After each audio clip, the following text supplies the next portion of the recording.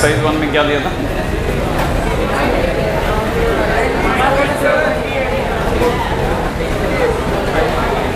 One में कुछ था या नहीं था? हाँ भाई, एक्सरसाइज 1 में 18 तक तो कर ली था अपन लोगों ने। 19 से आगे कुछ दिया था क्या? 19 से लेकर के 28 तक। हाँ भाई, किया आप लोगों ने 19 से 28। चलिए मिला लेते हैं एक बार, है ना। इसमें एक दो क्वेश्चन थोड़े बाहर के भी डाल दिए इन लोगों ने, ठीक है, तो स्किप कर देंगे अपन लोग।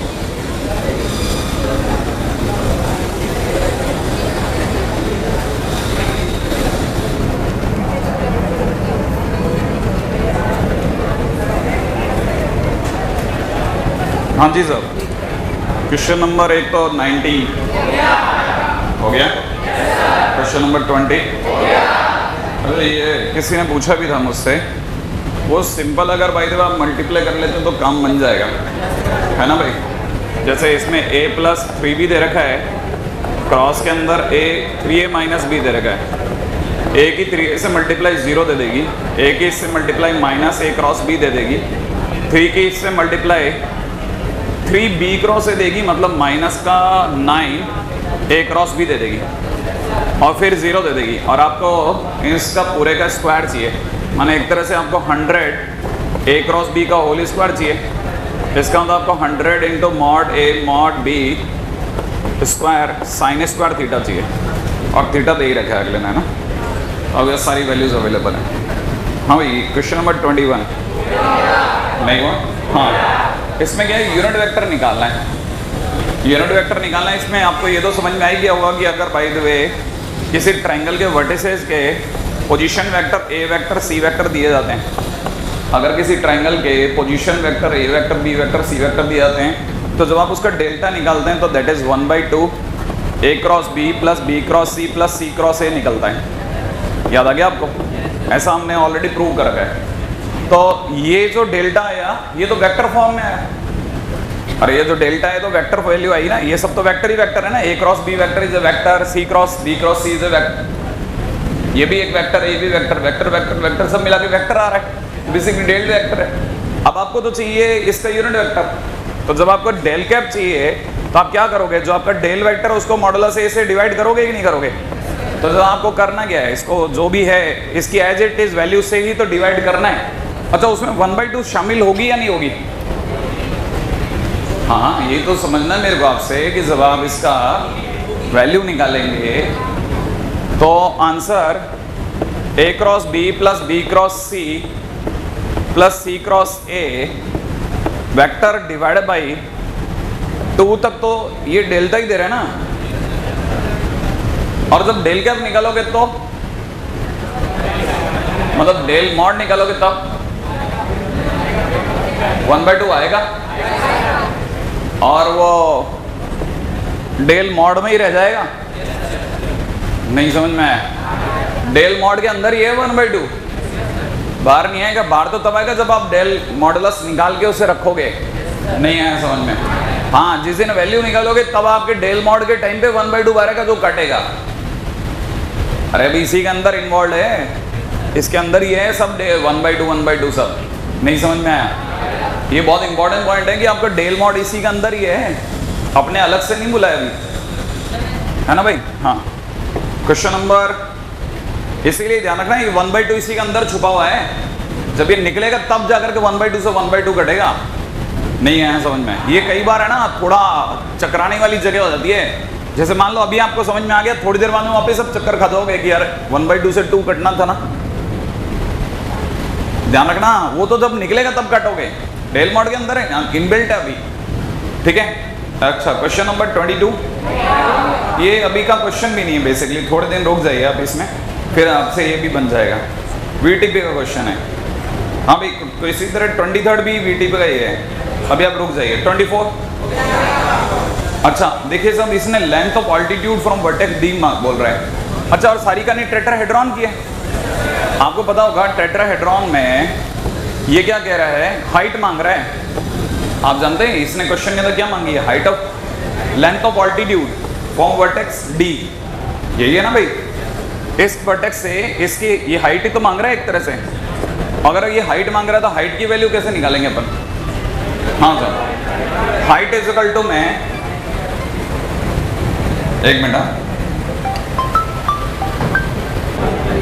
हाँ भाई आ जाए वापस से इस पे, है ना। देखिए ऐसा है, किसी भी ऐसी चीज़ का जो कि शार्प हो, कोई भी ऐसी चीज़ जो शार्प होती है ना, किसी भी चीज़ का जो शार्प होती है, बेसिकली हर चीज़ का, इवन मैं तो शार्प भी गलत ही बोल रहा हूँ, ठीक है। कोई भी चीज़ जो होती है ना, उसका वॉल्यूम जो होता है बेस एरिया इनटू हाइट ही होता है, कोई भी चीज़।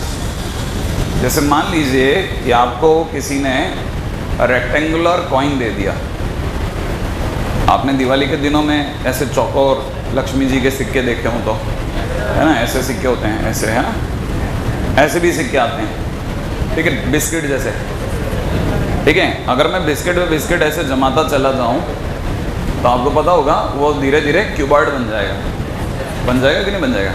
तो क्यूबॉइड का वॉल्यूम जो होता है ना, बेस एरिया इनटू हाइट होता है, LBH।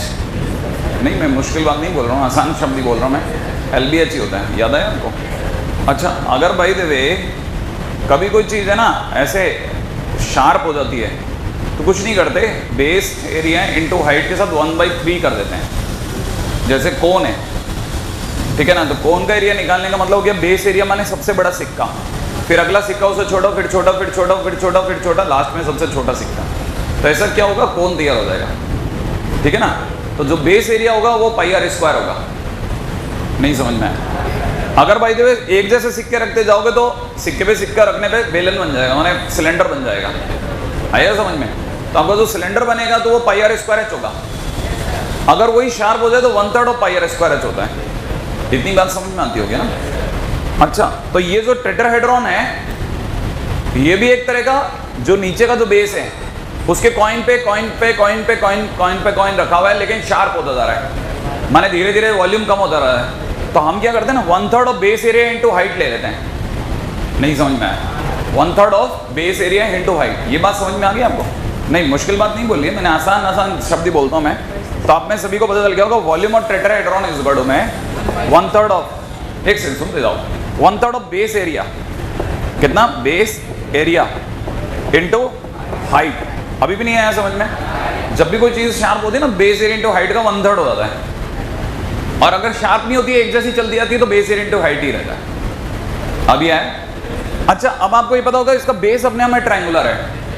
अगर ट्रायंगुलर बेस है तो उसका जो बेस है वो ट्रायंगल है, तो ट्रायंगल का जो एरिया होता है ना, हाफ ये A×B होता है। अभी भी नहीं आया? तो अगर भाई तो इसकी बात करी जाए ना, तो ये अपना B है, ये अपना A है, और ये अपना D है, मान लेते हैं एक बार के लिए। D से तो खैर डल ही रहा है, ठीक है, तो इसको C मान लेते हैं एक बार के लिए, ऐसा है ना। तो अगर किसी ने जैसे इसका एरिया पूछ लिया तो base area is equal to BA vector cross BC vector हो जाएगा। नहीं आया समझ में? तो आपको ये तो पता चल गया, it is equal to 1/3 into 1/2 into base area is equal to में BA vector cross BC vector. इतनी तो बात समझ में आती होगी। इंटू में आपकी क्या आ गई? हाइट, जो कि हमें पता नहीं है। अब वॉल्यूम जरूर कई बच्चों को अभी भी हो सकता है डाउटफुल हो, लेकिन अगर by the way volume of tetrahedron मैं किसी तरह आपको दे दूं तो volume divide by 1/6 of all is equal to कितना रह जाएगा? हाइट। और वही क्वेश्चन का फार्मूला है ना, तो बेसिकली याद रखना, height is equal to volume of tetrahedron upon altitude upon base area. Sorry, अभी भी नहीं आया?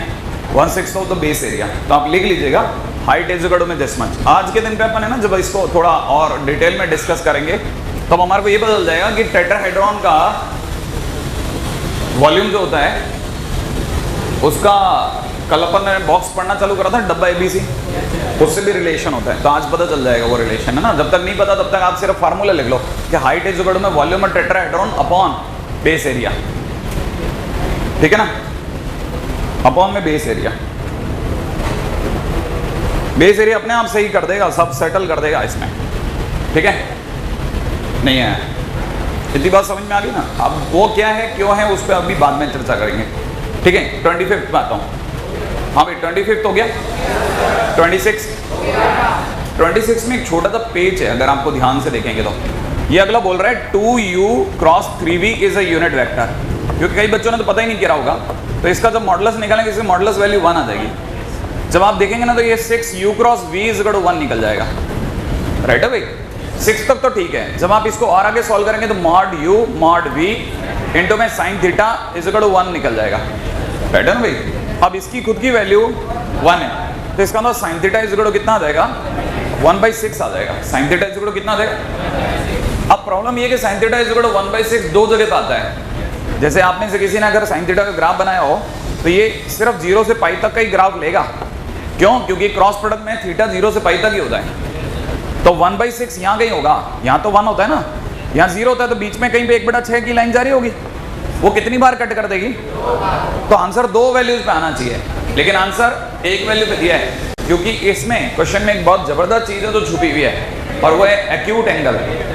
ध्यान से देखा आपने, थीटा इज एक्यूट एंगल। तो एक्यूट एंगल की वजह से सिर्फ 90 से पहले का कट ही लेंगे, तो दूसरा कट लेंगे नहीं, ध्यान रखना है ना। हाँ, ये इस तरह की छोटी छोटी चीजों पे नजर रखिएगा आप।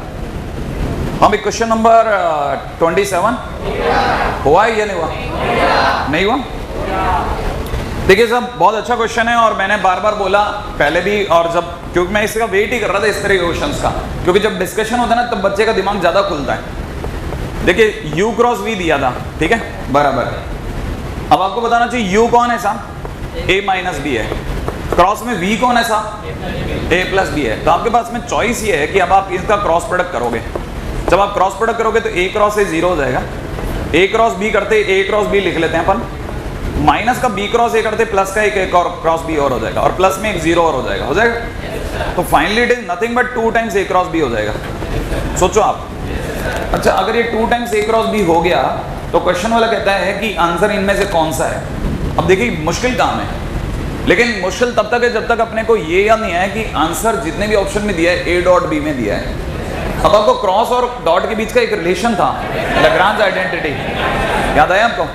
तो 2 को तो कर देते बाहर, और अंडररूट के अंदर, अंडररूट क्यों? क्योंकि a क्रॉस b का whole square plus a dot b का whole square is equal to में mod a square mod b square. याद आ गया आपको? तो a डॉट b को अपन उधर इधर भेज देते हैं, तो a cross b is equal to में मॉड a की वैल्यू भी दी है अगले ने। मॉड a कितना दिया है? मॉड a और मॉड b दोनों की वैल्यू 2 2 दी है, तो ये तो हो जाएगा 4 × 4 माइनस a डॉट b की जगह a डॉट b ही छोड़ा है अगले ने, और यही आंसर है ना। अभी भी नहीं है। One of the very good question है, ध्यान रखिएगा। क्यों? क्योंकि ये सब वेरी गुड आपके लिए है 12th तक के लिए। 12th के बाद में अगर आप 13 में लोग कहेगा गुड, ये भी नहीं हुआ गया, फिर आपको डांट भी पड़ जाएगी। क्यों? क्योंकि आप ध्यान है ना, आप, मैंने आपको बोला था एनसीईआरटी करो आप। अभी आप एनसीईआरटी मिसलेनियस करोगे, आपको ये सब मिल जाएगा, सब कहीं ना कहीं मिलता जाएगा आपको। एनीवे, क्वेश्चन नंबर 28 का आंसर सही है क्या? कौन सा आंसर है? सी, b इज इक्वल टू √2 आ गया? आया किसी का? आ गया? एक बार दिखा देना, ठीक है। मेरा हो सकता है कैलकुलेशन में कोई मिस्टेक रहे, मेरे हिसाब से √98 अपॉन √98 आ रहा था,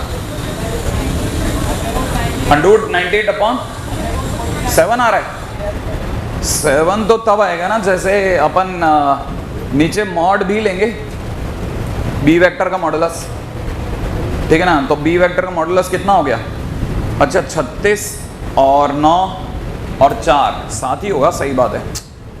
अपन ने यहाँ √98 लिख लिया है, सही है। 36 9 4 का 7 ही होगा, ठीक है। फिर √2 आ गया हमारा भी।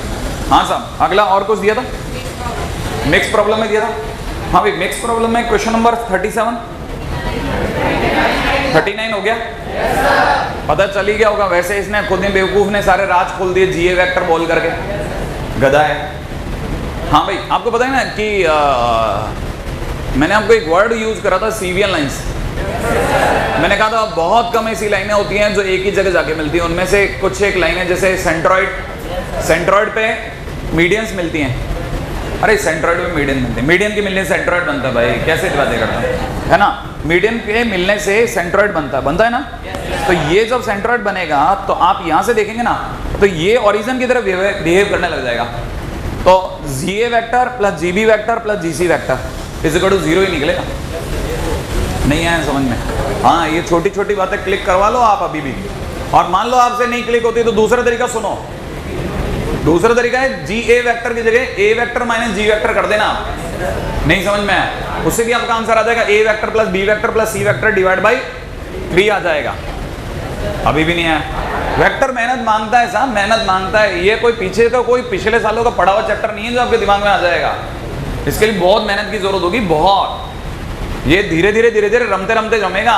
और इसमें कई बार ऐसे क्वेश्चन भी आएंगे जिनका आपकी पटरियां उखड़ जाएंगी, स्किप मार दो, अगले क्वेश्चन में आ जाओ। लेकिन आप इसके साथ में प्रयास करो, आप बार बार ये टकराने से सीखोगे आप। हाँ सब क्वेश्चन और कौन सा दिया था? 40 हो गया। और कौन सा दिया था? 41 हो गया। और कौन सा दिया था? बस यही दिया था। 42 दिया ही नहीं था। अच्छा एक्सरसाइज 2 में कुछ हुआ है अभी तक या बिल्कुल छुआ ही नहीं है? करिए। अच्छा क्वेश्चन नंबर 1 2, हाँ 2 बहुत अच्छा क्वेश्चन है। इस लेवल का क्वेश्चन आप झेल जाओ, झेलता नहीं, आपका दिमाग तो झेल तो जाएगा, लेकिन आप खुद करने में थोड़ा सा आलसी हो। हाँ साहब, अब जैसे ये जो क्वेश्चन नंबर 2 करेंगे ना, ये दोबारा उसी बच्चे से होता है जो इस पे थोड़ा इफेक्टिवली वर्कआउट करता है। देखिए साहब, ए बी सी अपने आप में एचपी की कौन कौन सी टर्म है? पीएथ, क्यूएथ और आरएथ टर्म है। ये बात पक्की है ना भाई। अब बाकी बातें बाद में करेंगे, अब पहले इनका मतलब समझ लें। एचपी नाम की कोई बीमारी हमारे यहाँ नहीं होती, हमारे यहाँ सारी बीमारी एपी पे होती है। तो basically 1/A, 1/B, 1/C AP में। तो 1/A is equal to A plus P minus 1 into D हो गया, जिसमें मैंने मान लिया A is the first term, D is the common difference. नहीं है। उसी प्रकार से 1/B is equal to A plus Q minus 1 into D हो गया। उसी प्रकार से 1/C is equal to A plus R minus 1 into D हो गया। इस लाइन का ये भावार्थ है। इस लाइन को सुनने के बाद आपके दिमाग में ये 3 बातें आनी चाहिए। आ गई? अब जिनके दिमाग में ये 3 बातें आ गई वो आगे सुने। अब उसने बोला है कि U वेक्टर और V वेक्टर ये हैं जो लिखा है। मैं इसकी उसमें गहराई में नहीं जा रहा। उसने U डॉट V मांगा है। अगर U डॉट V मांगा है, ठीक है, U डॉट V कहाँ? कॉमा है तो। अच्छा U comma V are parallel vectors, U comma V are orthogonal vectors. U comma V equal to 1। अच्छा U comma V equal to 1, U cross V, ये डॉट ही है ना? हाँ ये वाला डॉट है इकलौता, बाकी क्रॉस है। और U और V आपस में पैरेलल वेक्टर हैं। तो अपन एक काम करते हैं ना, वाकई में डॉट पे चलते हैं। अगर 0 आएगा, U dot V equal to 0 आएगा तो ऑप्शन B खुल जाएगा। और अगर भाई जब U dot V equal to 1 आएगा तो C खुल जाएगा। और कुछ अजीब सा आ गया तो A की किस्मत रूठ जाएगी। नहीं है? अरे पैरेलल वेक्टर थोड़ी ना रहेगा फिर, कुछ आ गया तो, ठीक है, तो अभी पता चल जाएगा। इसका मतलब अपन सही उतरे थे भाई, बाई चांस, है ना? अब जिनको U डॉट V करना आता है वो जानिए साहब, इसका मतलब है Q minus R divide by A plus अगले वाले का मतलब है R minus P divide by B is equal two plus P minus Q divide by C। और आगे पीछे कुछ पता नहीं इसने क्या लिखा है, ठीक है? हाँ सर, अब मेरे को 2 चीज़ों का इंतजार है, या तो ये 1 बन जाए या फिर ये 0 बन जाए। B या C में से उड़ जाए, नहीं तो फिर क्रॉस करना पड़ जाएगा। 2 ऑप्शन क्रॉस से उठेंगे या 2 ऑप्शन डॉट से उठेंगे, राइट है? अच्छा देखिए साहब,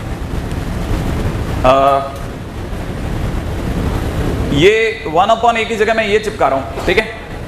तो ये लिखा हुआ है A plus P minus 1 into D, ठीक है? ये मैंने लिख दिया 1/A। इंटू में क्या लिखना है मुझे? Q minus R।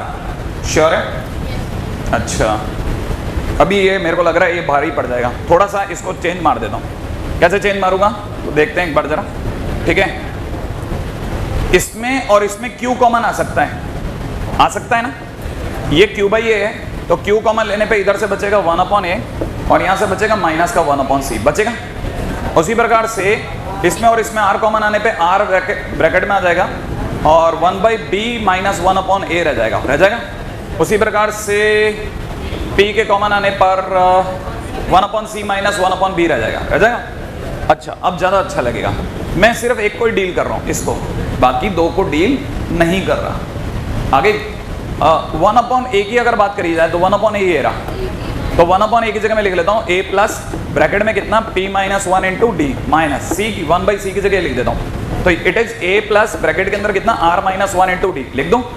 A से A उड़ा देते हैं, बोले तो एक माइनस का D खुलेगा, माइनस के D से ये भी उड़ा दूंगा। नहीं आया समझ में? अच्छा फिर भी मार्केट में रह जाएगा एक PD minus RD, P D minus R D रह जाएगा, है ना भाई। तो क्यू टाइम्स ब्रैकेट के अंदर P minus R into D, सही है भाई, और तो कुछ नहीं रह जाएगा ना। अच्छा आप बोलो तो अच्छा जैसे इसमें डी रहेगा, जैसे अभी तो अपन इसको डील किया तो डी रहा P D minus R D. आप में से अगर किसी को एतराज नहीं हो तो मैं आपको फ्यूचर यही दिखा दूं। इस वाले के अंदर रहेगा आर ब्रैकेट के अंदर, अगर ये 1/b है तो रहेगा कितना Q D minus P D, नहीं है। अच्छा और यहां रहेगा 1/c वाले में रहेगा R D minus Q D. तो पूरी कहानी में से डी बार ले लेता हूं, नहीं है। तो पहले वाले में से रह गया only and only P minus R, सोचना। अगले वाले में से रह गया आर इंटू, कहां गया क्वेश्चन अपना, 1/b है ना, 1/b क्यू माइनस आर लिख लो भाई, Q minus P, Q minus P. अच्छा प्लस में p की जगह p और 1/c की जगह r माइनस q। श्योर है, आंसर इज इसका मतलब p and q, u and v, sorry u and v are perpendicular vectors, है ना। बहुत अच्छा क्वेश्चन है। हाँ साहब क्वेश्चन नंबर 3 हो गया। इसमें एक बड़ा ही रोचक डाउट पूछा जाता है, आपने से किसी से पूछा नहीं, क्योंकि करा होगा ना तो करने के बाद में आता जरूर है कई बार डाउट, और कई बार बच्चा भूल जाता कि ये भी पूछना था क्या। हाँ तुमने पूछा था क्या? नहीं, किसी ने पूछा मेरे से क्वेश्चन, ये पूछा कि सर इसमें सी ऑप्शन क्यों नहीं होगा।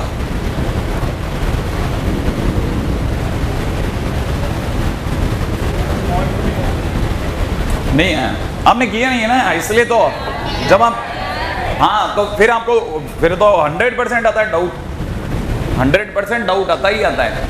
अगर आप साइन थीटा में खेलने लग जाओ तो, अगर आप साइन थीटा में नहीं खेलोगे तो नहीं आएगा। जैसे मान लीजिए आपको दे रखा है मॉडुलस में e1 vector minus e2 vector is less then 1, ये दिया ना, सही है भाई।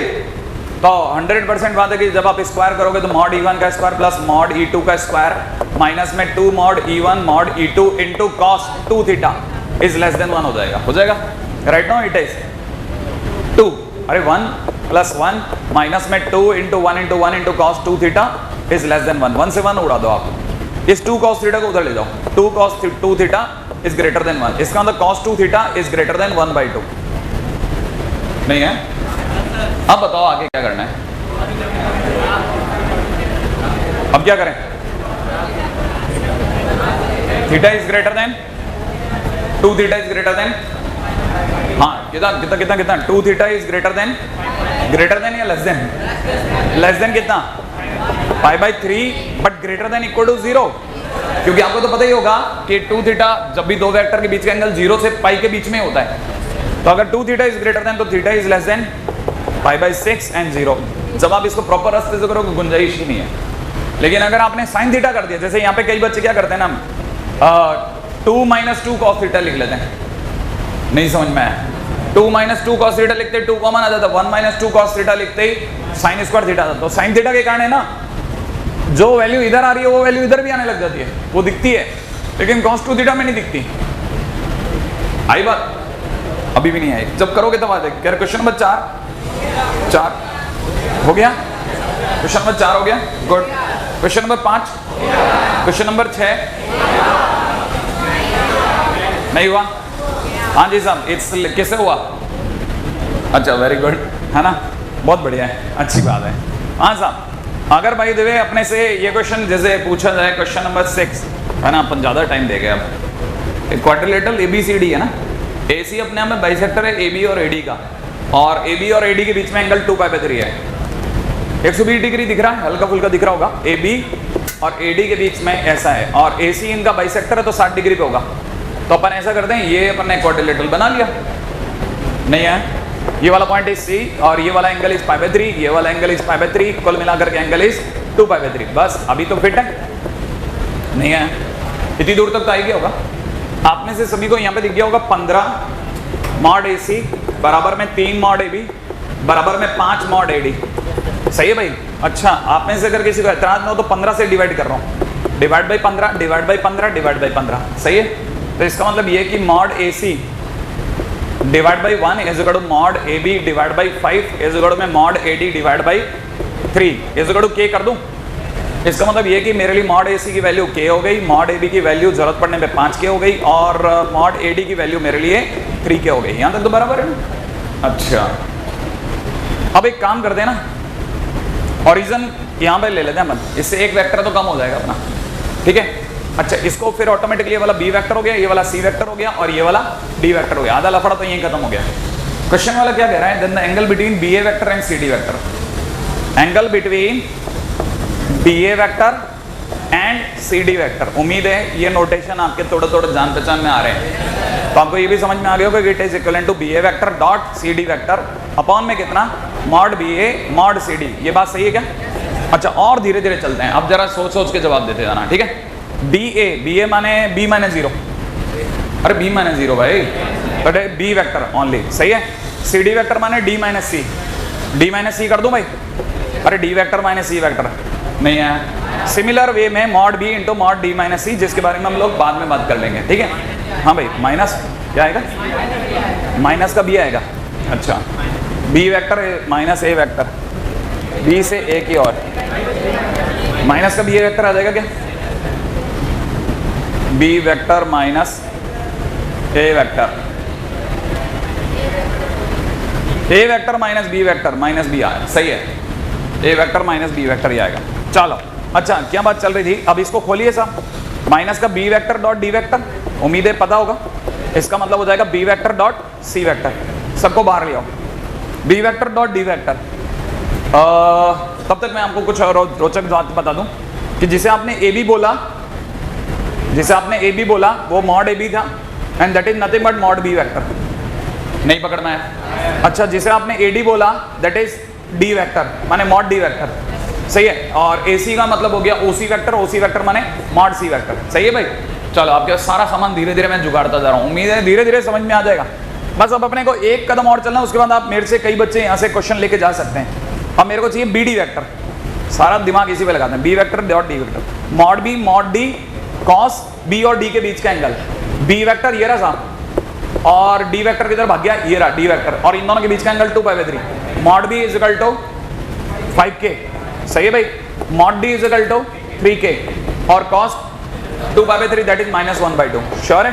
तो मैं B vector dot D vector की जगह भर सकता हूँ। अब k की टर्म्स में k स्क्वायर में आ जाएगा आंसर, नहीं है।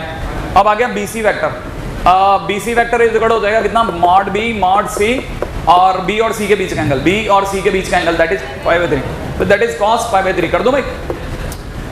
Mod B is equal to कितना? 5k, तो ये हो गया 5k इंटू C की तरफ आ गया k इंटू में cos की जगह 1/2 हो गया।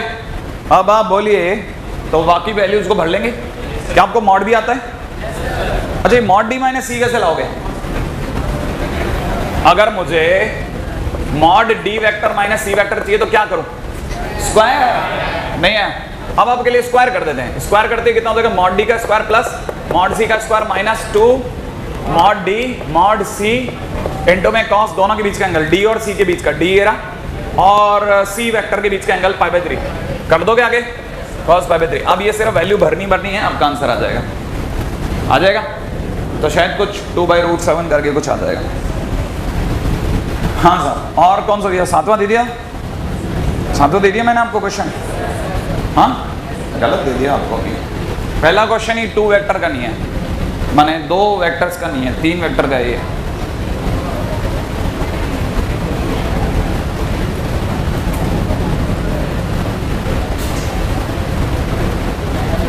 हाँ भाई, किसी ने क्वेश्चन नंबर 8 किया? हुआ किसी का? हाँ, बहुत ही क्लासिक क्वेश्चन है, बड़े ध्यान से देखना। कुछ नहीं है, अगर ऐसे समझ में आ जाएगा तो बहुत ही मजा है। ये टेट्राहेड्रॉन लीजिए, ठीक है। इस टेट्राहेड्रॉन का नाम क्या है?